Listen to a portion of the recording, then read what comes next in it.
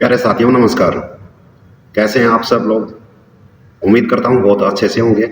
तो दोस्तों, आज बात करेंगे जो हमारे युवा साथी फॉर्म फिलअप करते हैं वैकेंसियों के लिए, उनके बहुत सारे कमेंट्स आए थे मेरे पास। फॉर्म भरने में काफ़ी गलतियाँ करते हैं, या तो ओवर राइटिंग कर देते हैं या फिर कट पीट कर देते हैं फॉर्म भरते समय। जबकि आपको पता होना चाहिए, अगर आवेदन फॉर्म में हम ओवर राइटिंग करेंगे या कटिंग करेंगे तो जांचकर्ता आवेदन फॉर्म को इतनी ज़्यादा तवज्जो नहीं देगा। जो साफ क्लियर और बड़े बड़े अक्षरों में आवेदन फॉर्म भरे हुए हैं तो पहले उन्हीं को जांचेगा। इसलिए मैं अपने सभी युवा साथियों से ये कहना चाहूँगा कि जब भी आप आवेदन फॉर्म भरते हैं तो कुछ विशेष बातों का ध्यान रखना जरूरी है। सबसे पहले तो साफ साफ, और चाहे वो आप इंग्लिश में भरें या हिंदी में भरें, दोनों भाषाओं में आप आवेदन फॉर्म भर सकते हैं। ऐसा कोई ज़रूरी नहीं है कि आपको इंग्लिश में आवेदन फॉर्म भरना है या हिंदी में आवेदन फॉर्म भरना है। जिस युवा साथी को जो भाषा समझ में आती है उसी में वो फॉर्म भर सकता है, पहली बात। दूसरी बात दोस्तों, CSD कैंटीन, ECHS और कई सारे विभागों में बहुत सारी वैकेंसियां निकलती रहती हैं। बच्चे तकरीबन फॉर्म अप्लाई करते रहते हैं, मैक्सिमम बच्चों को पता चल जाता है। फिर भी कुछ ऐसे कॉलम होते हैं आवेदन फॉर्म में जो तकरीबन समझ में बहुत कम आते हैं। तो इसलिए इस बात का कोई बड़ा इशू नहीं है आके मेरे को इस चीज़ का पता नहीं चला। कई चीज़ें कंपनियां या डिपार्टमेंट हैं ऐसी पूछ लेते हैं जो तकरीबन लोगों को नहीं पता होता है, तो इसलिए कोई शर्म वाली बात नहीं है, और पूछ के ही भरने से बहुत अच्छा होता है। तो दोस्तों, ये मेरे पास CSD कैंटीन का जो हमारे एक्स सर्विसमैन, उनके आश्रित बच्चे और सिविलियन बच्चे या युवा साथी ये फॉर्म अप्लाई करते रहते हैं। मैंने यही अच्छा समझा कि मैं एक वीडियो के द्वारा अपने सभी युवा साथियों को इस फॉर्म के बारे में बता देता हूँ, कैसे इसको फिलअप करना है, भरना है। तो चलिए दोस्तों, ये आपको सामने फॉर्म दिखाई दे रहा होगा, इसमें बायोडाटा लिखा हुआ है। छोटा फॉर्म है, ये 14-15 कॉलम का फॉर्म है। ज़्यादा गहराई से इसमें कुछ नहीं पूछा गया है, बेसिक चीज़ें पूछी गई हैं। तो शुरू करते हैं, आवेदन फॉर्म कैसे भरना है। सबसे पहले दोस्तों, आपको ये आप देख पा रहे होंगे, application for the post of, ये जो कॉलम है इसके अंदर आप पद का नाम लिखेंगे जिस पद के लिए आप आवेदन फॉर्म भर रहे हैं। जैसे वैकेंसियां निकलती हैं CSD कैंटीन में, salesman, multitasking staff, billing clerk, data entry operator या क्लर्क, इस तरह से जो वैकेंसियां निकलती हैं जिन पदों के लिए, वो इधर लिखी जाएंगी। अगर आप आवेदन कर रहे हैं बिलिंग क्लर्क के लिए तो आप इधर बिलिंग क्लर्क लिखेंगे। उम्मीद करता हूँ ये आपको समझ में आ गया होगा। इधर पद का नाम लिखेंगे, किस पद के लिए आवेदन फॉर्म भरा जा रहा है। दूसरा दोस्तों, आपका लेटेस्ट फोटो, यानी कि ज़्यादा पुराना फोटो नहीं होना चाहिए, पासपोर्ट साइज का नया फोटो आप इधर चिपकाएंगे। ये फोटोग्राफ्स लिखा हुआ है। अभी आते हैं पॉइंट नंबर 1 पर दोस्तों। तो ये आप देख पा रहे होंगे, name in bracket in block letters. तो इधर आप अपना नाम साफ और बड़े बड़े अक्षरों में लिखेंगे ताकि जांचकर्ता की समझ में आए। तो अगर आप इंग्लिश में भर रहे हैं तो कैपिटल लेटर में लिखेंगे, और अगर हिंदी में भर रहे हैं तो साफ सुथरा भरेंगे। पॉइंट नंबर 2 पर आते हैं दोस्तों। इधर है फादर्स पब्लिक हस्बैंड नेम।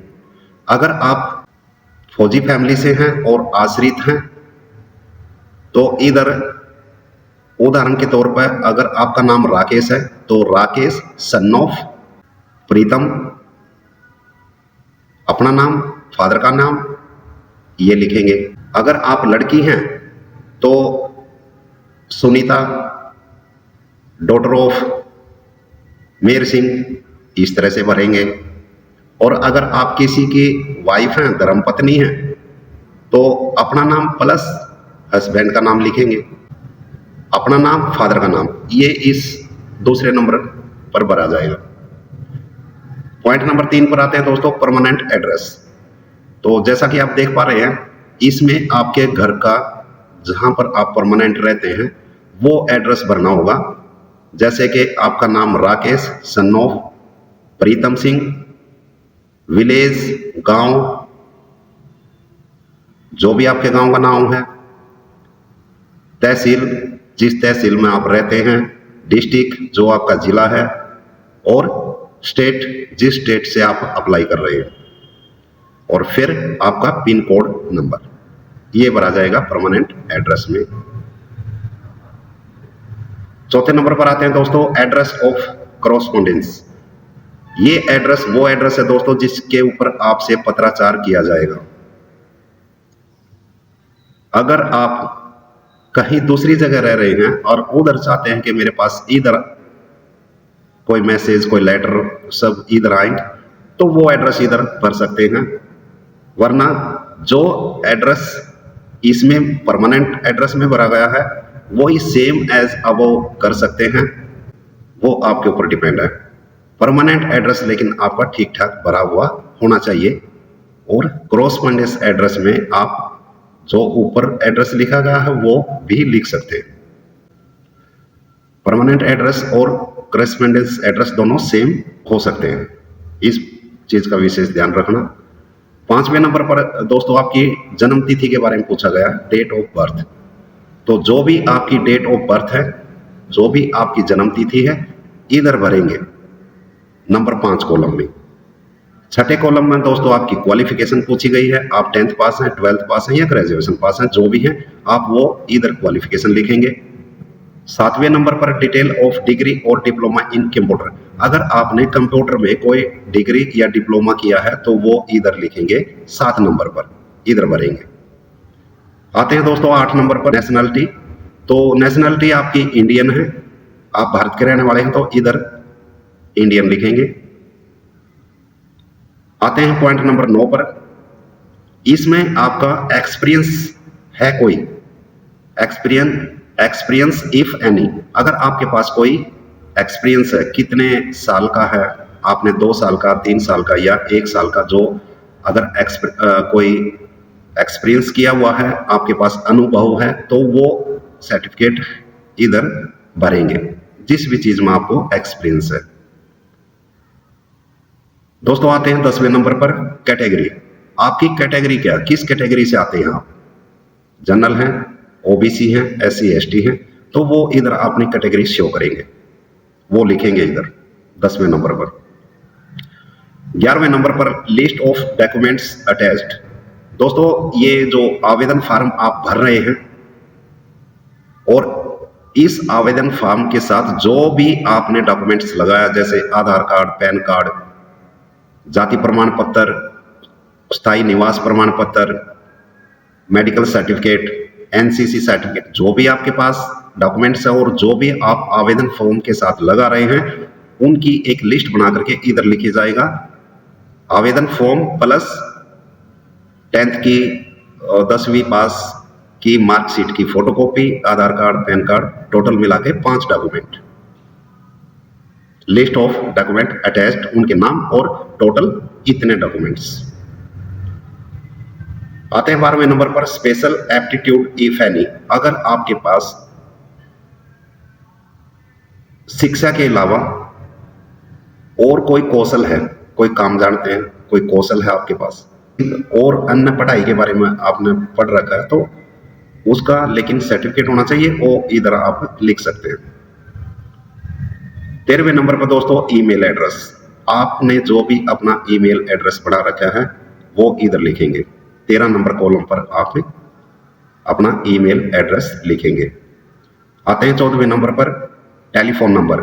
तो सभी जानते हैं दोस्तों कि आजकल मैक्सिमम घरों में टेलीफोन नंबर नहीं होते। पहले BSNL का लैंडलाइन नंबर होता था, बट अभी ज़्यादातर घरों में नहीं होता है, इसलिए इधर लिखेंगे मोबाइल नंबर, मोबाइल नंबर और आगे अपना नंबर। आते हैं दोस्तों लास्ट में डिक्लेरेशन बाय कैंडिडेट, यानी कि आप जो इस फॉर्म को भर रहे हैं, जो चीज़ें इसमें मांगी गई थी लिख रहे हैं, वो आप डिक्लेयर कर रहे हैं।